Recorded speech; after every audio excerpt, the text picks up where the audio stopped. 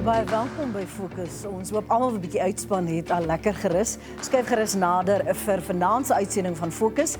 Ek is Lenet Fransis en baie welkom. Bietjie later in die program vertel ons waarom die Johannesburgse Dieretuin die publiek vra vir afgesaagde takke. Donkies en donkiekarre is steeds 'n alombekende vervoermiddel in baie plattelandse gebiede. Maar nou word die donkie bedreig deur onder andere onverskrokke handelaars wat onwettig die velle verkoop. Die getal donkies in Afrika is gevolglik aan die afneem. In 'n poging om donkies te red van uitwissing, het Johannesburgse van die Karoo donkie Toevlugsoord onlangs al sy donkies van Plettenbergbaai na die beloofde land in Prins Albert verskuif. Friedman het die groot donkietrek meegemaak. Hulle het gewaarsku dis 'n onmoontlike taak, maar die wat skepties was, is verkeerd bewys. Met die beginpunt in Plettenbergbaai het die diereregte-aktivis Johannesburgse en sy span oor 'n tydperk van 6 dae sy Karoo donkie Toevlugsoord verskuif na die beloofde land in Prins Albert. Donkieliefhebbers wêreldwyd was beïndruk. Maar hierdie is maar net 'n deel van die voortdurende stryd om bedreigde diere en die natuurlewe te beskerm.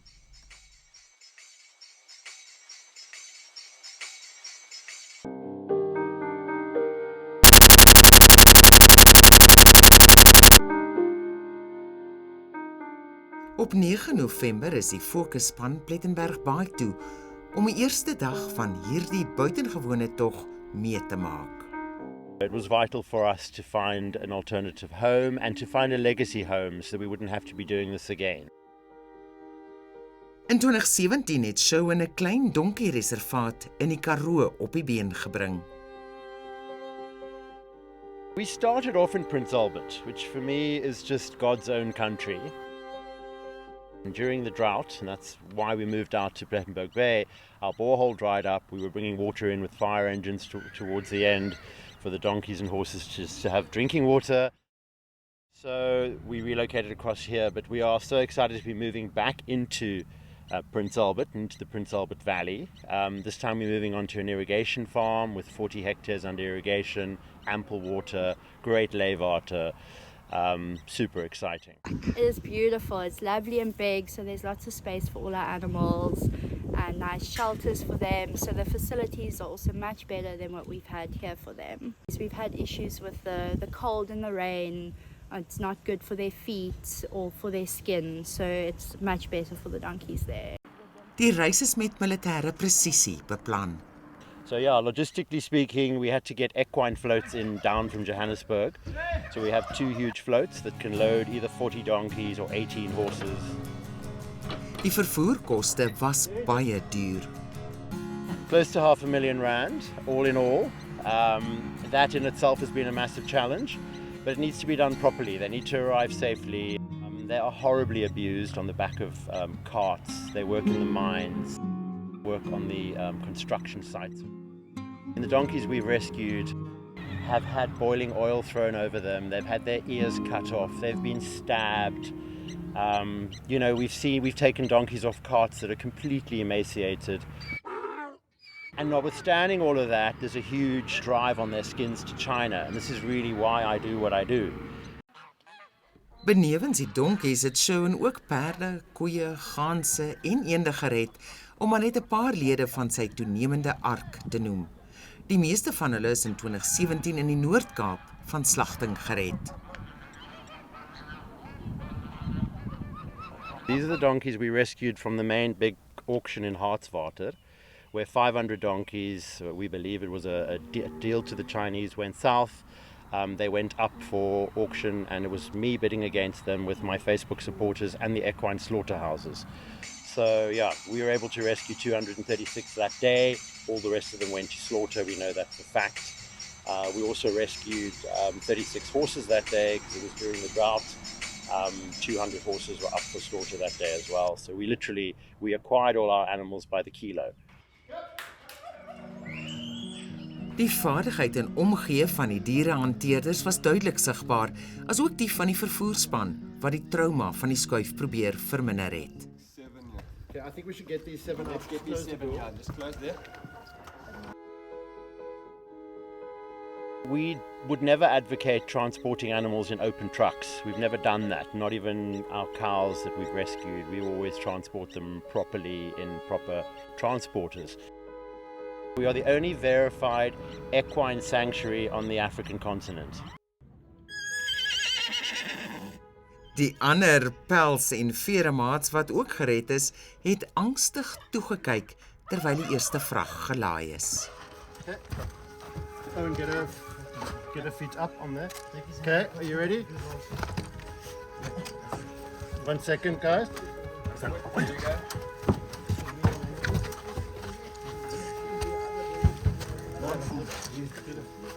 Donkeys are very misunderstood. People believe they're stubborn. They're stubborn because they generally don't want to do what mankind wants them to do. Donkeys have also never really been kept as pets per se. So they've always been, since time immemorial, beasts of burden. Ons is saam op die 5 uur lange reis oor die Outeniqua, die Swartberg en die Meyringspoort bergpas. Logistically, it's been a huge challenge. It's basically 6 days of moving, loading the trucks, going across the passes to Prins Albert, offloading, and then the drivers are going to drive back in the night to load the following morning. In the South African context, people generally want donkeys because they want to use them. And people don't realize why donkeys need sanctuary. Our main goal is to offer all these animals we have rescued freedom, as they would have it if they were naturally not in human hands.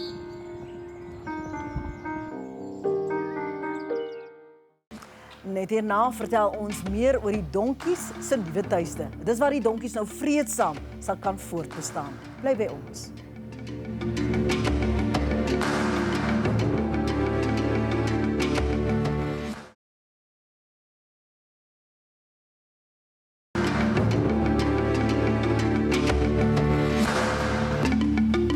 Welkom terug by Fokus. Die Karoo donkie Toevlugsoord het na 'n lang tog oor onder meer 3 bergpasse veilig by hulle nuwe bestemming uitgekom.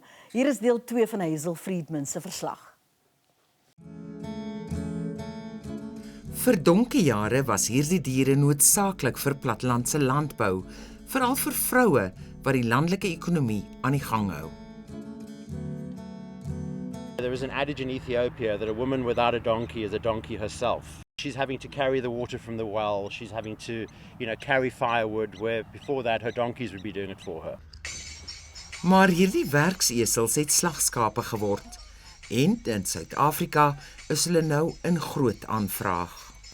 Een van ons aanvanklike klagtes wat ons ontvang het was om en by in 2016 in die gemeenskap van Madibogo in die Noordwes. En daar het 'n individu gekom en gesê hy wil almal se donkies koop, wat die gemeenskap toe geweier het want hulle maak staat op die donkies as metode van vervoer. En ongelukkig die volgende oggend toe almal wakker word en hulle in hulle erwe kom, toe is almal se donkies doodgemaak en sonder hulle velle. Soos met die smokkel van ivoor, renosterhoring, die itermagog, leeu's en tiers, word die aanvraag aangeblaas deur die bygeloof dat die donkies se vel medisinale waarde het. Hulle velle word gekook om met gelatine te onttrek. China het die grootste aanvraag na onwettige natuurleweprodukte en dit styg steeds. The global population of donkeys is estimated at being about 44 million. At the moment, China is going through between 8 and 10 million skins a year. So they've exhausted supply in their own country, and they're now coming predominantly to Africa, which has the largest population of donkeys in terms of continent. And the skins are loaded into containers. Paperwork is forged, trading out of the country as cow hides. They're loading 5,000 hides in a container. Ons het toegedink dit meestal meer in die uitgeleë areas. En toe het ons 'n klagte gekry in Benoni, in Gauteng, dat daar 'n taksidermie is wie die bure het gekla oor die stank van die donkievelle. En ons het gaan ondersoek instel en al die donkievelle daar gekry en verskuil daartussen was tiervelle gewees, wat ook die skakel beklemtoon tussen wild en die donkievelhandel. We are not vilifying the Chinese as a nation, but what they are doing to the endangered species is completely incorrect. Van 2016 af het net progressief erger geword. As mens kyk in KwaZulu-Natal, naby Mooirivier, Bergville, waar hulle die donkies oor die grens na Lesotho toe smokkel deur die Sani pas, en die donkies is eintlik doodgemaak voor die grens, gevel sodat die velle in Lesotho ingevat kan word. En die veearts wat die nadoodse ondersoek gedoen het op die karkasse, het toe gesê dat die donkies heel waarskynlik nog lewendig was toe hulle gevel is. So either the donkeys are stolen in the night or people are forcibly, having to sell their donkeys because they're given an ultimatum. Either we take them in the night or we give you, I believe it's 500 Rand right now, 400 Rand. I think when the skin reaches China, it's worth 10,000 Rand. The product itself, it's manufactured, exported to various Chinese communities all over the world, sells for a fortune. So it's an incredibly lucrative business. Donkieplase word nou in Suid-Afrika ontwikkel nie net vir hulle vleis nie, maar ook vir die neuweprodukte en hulle velle. Iets soos 'n donkieplaas is beslis dan die fokus van ons plaasdiereenheid, want dit word dan 'n gekommersialiseerde boerdery. Omdat die NDBV se mandaat op die welstand van diere is en die voorkoming van pyn, lyding en volhoudende leed van diere. Indien so 'n boerdery wettig, gereguleerd en op 'n menslike manier uitgeoefen word, is daar in terme van die wet nie veel wat die NDBV kan doen om proaktiewe aksie te neem nie. Maar soos met enige ander boerdery in die land dan, is dit waar ons dan gereelde inspeksies doen om te kyk dat alle aspekte van die dierebeskermingswet voldoen aan word en dat daar absolute geen wreedheid of enige wrede praktyke teenoor die donkies toegepas word nie. Also, donkeys have never been commercially farmed. So a lot of African governments, including our own, are currently going through due diligence and logistics projects to see how viable it would be. It is simply not viable. A donkey mare carries for quite a few more months than a horse mare does. When a foal would be commercially ready for slaughter, from a weight perspective, would be 2-3 years. It's not a sustainable project. Wetgewing is in sommige Afrika-lande soos Nigerië en Tansanië aanvaar om die onwettige handel in donkies te stuit, maar die wetgewing het dit net ondergronds gedryf. En Suid-Afrika is ver agter.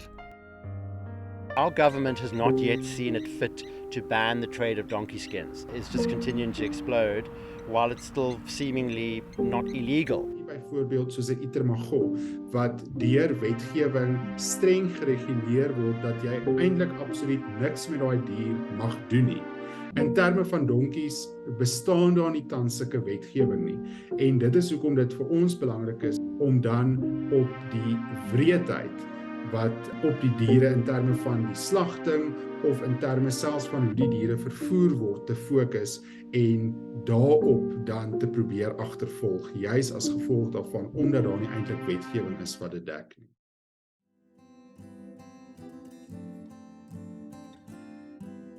I'm hoping through the journey people will realize what an incredibly valuable cause this is for animal welfare. Jono se ark het veilig in die beloofde land aangekom. En hulle het goed by hulle nuwe tuiste aangepas.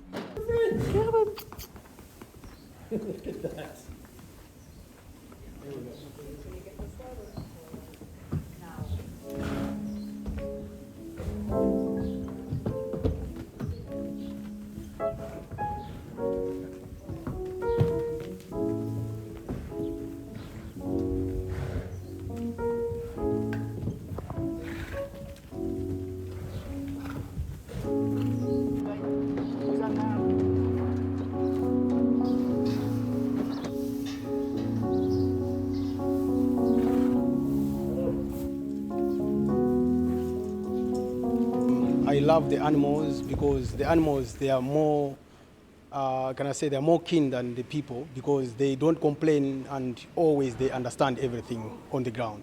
They're saying Jesus sit on the donkey then. Maar die groot trek na vryheid duur voort en dit kom teen 'n groot prys. Ondersteuning is noodsaaklik. It's R250,000 a month. So all of those challenges are ongoing. Our whole premise is to provide them with forever sanctuary, where they will just spend their days grazing and chilling and enjoying their lives. I'm not the protagonist in the story. The protagonists are the animals themselves. They are the heroes here.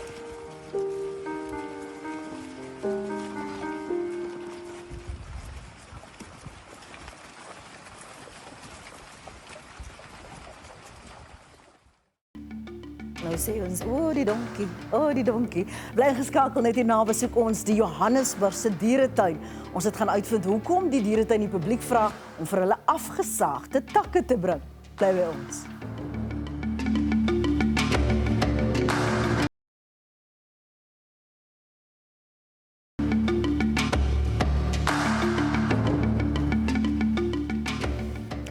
Dis die feesgety en selfs die diere in die Johannesburgse Dieretuin het soms 'n versnappering nodig. Die publiek is dus gevra om indien hulle tydens die vakansie hulle bome sou snoei, die afgesaagde takke na die dieretuin te bring. Die VRYDAGAAND het gaan kyk waarvoor die takke gebruik word.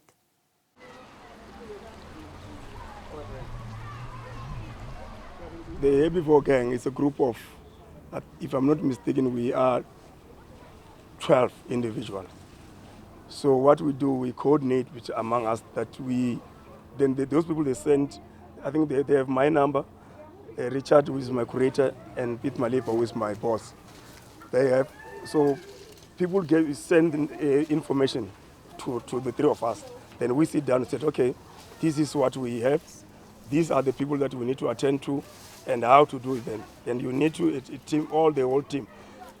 Because collecting that's why the problem is, because to collect from each individual, sometimes we have two buckets where one group is going to go to Rosebank, one group is going to go to Edenvale, so that all of us per day we find that we have attended to 5 to 6 places at the same time. Soms raak die blare in die Johannesburgse Dieretuin min. Dis die herbivore wat dan daaronder lê en dan moet plant gemaak word. Inwoners van die stad word versoek om takke van hulle bome wat hulle afgesaag het na die dieretuin te bring om te help.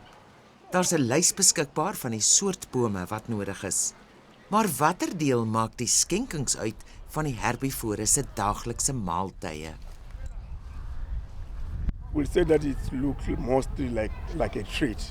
Remember, the animals, they still get their daily feed.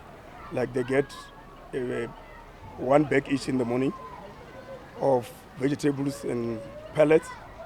They still get their hay and lucerne. Then the browse is coming like as a treat. We have partnered with the resident of City of Joburg that if they are cutting trees, they can bring the trees to us. We have specific indigenous trees that we are looking for, like mulberry, celtis, we have acacia, we have rose, nancia. Maar hoe gewillig is Johannesburgers om die dieretuin uit te help en hoe bereik die afgesaagde takke die dieretuin? So far we have been getting a lot of response. A lot of positive response. Sometimes I wish if we can do more, because there are a lot of people that we need to attend to each and every day. Sometimes it's impossible because per day we are getting an average of 20 to 30 calls per day where people are cutting their browse, their trees. They want to come and fetch the browse. But we are appealing to the public that I think in going forward it will be better for them to bring the browse into the zoo. As long as they send us the pictures of the browse that they've cut before they come to the zoo. We don't have the resources to go and collect from each and every individual person. The response that we are getting, it far exceeds our expectations.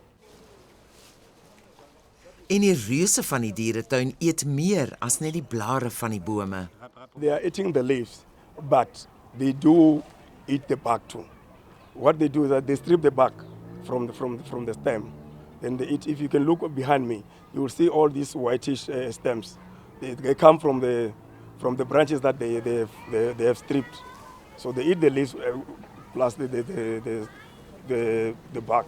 The collection of browse, it was not designed specifically for elephant alone.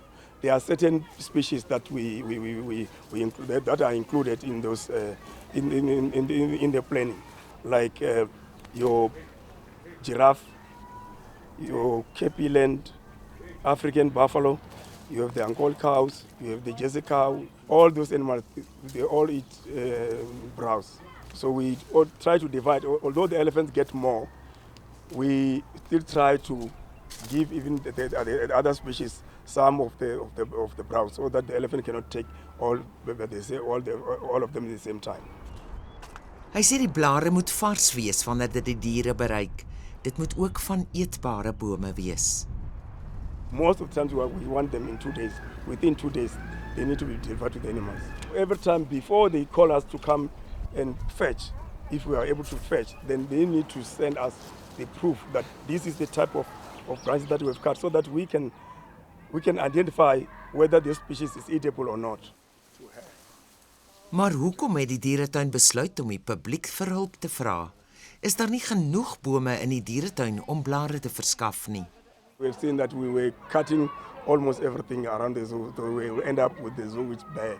So no one that said, no, let's stop and try to see an alternative and see if we can get something that's different. And the response has been magnificent. Maar hoe word die woord onder die publiek versprei dat hulle moet help? I live very close to Joburg Zoo. There was a sort of a public service announcement put out on social media a couple of months ago about the zoo wanting tree branches as foliage food for the animals. So I'm chopping mulberry trees, and I thought about that, and I contacted the gang to come and fetch. We've got a social group in our area, and it was mentioned on the group that this zoo was looking for leaves, and we've got plenty of them around. En hopelik sal daar oor die feestyd meer as genoeg takke met vars blare beskikbaar wees waarin die dieretuin se herbivore kan smil. Nou wonder ek of jou ou kersboom ook sou deeg. Nou nie die plastiekie, die werklike bome. Dankie vir die saamkyk vanaand, maar voordat ons groet, wil ek namens die hele Fokusspan al ons kykers 'n baie geseënde Kersfees toewens. Geniet die tyd saam met jou familie en geliefdes. Onthou volgende week Vrydag aand sal ons weer om 8:30 op SABC 2 uit en ook om 6 op DTT. Onthou al ons Fokus-uitsendings is steeds op YouTube beskikbaar. Ons groet dan tot volgende Vrydag aand. Ons hoop 'n lekker lang naweek en 'n wonderlike feesgety. Totsiens.